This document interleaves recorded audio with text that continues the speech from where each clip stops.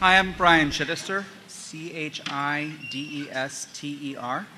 I've been teaching for 12 years in Bristol, Warren, and I work with a group called the Coalition to Defend Public Education, which has been working to bring together teachers, parents, students, community members to stop this insanity. I think the first thing I want to say is that I think it's a little bit weird to just speak to you guys when everybody's behind me. GIST is obviously hell-bent on the tests. Now, not that she's implemented any new ones herself. I mean, the kneecap is already there. She just went along with Carcieri's insistence that it be part of the graduation requirement without thinking through. We already have proficiency-based measures, right? What happened to that? Has anybody noticed how they just pile things on and never think through the totality? But I guess you couldn't really credit her with that. And beyond that, it's kind of like, well, the way that Carcieri acted with taxes. Oh, I didn't raise your taxes. I just made it so that the localities had to raise your taxes, right?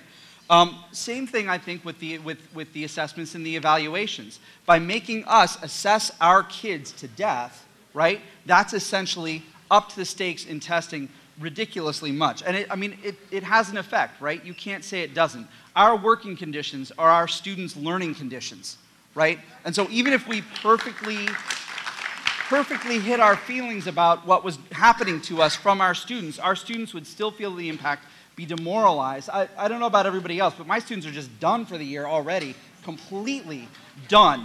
This is the effect that GIST has had. Now, I think we need to take heart because there's a national movement against testing that is afoot. Not just here in Providence, where the Providence Students Union has done an excellent job of changing the entire discourse around testing.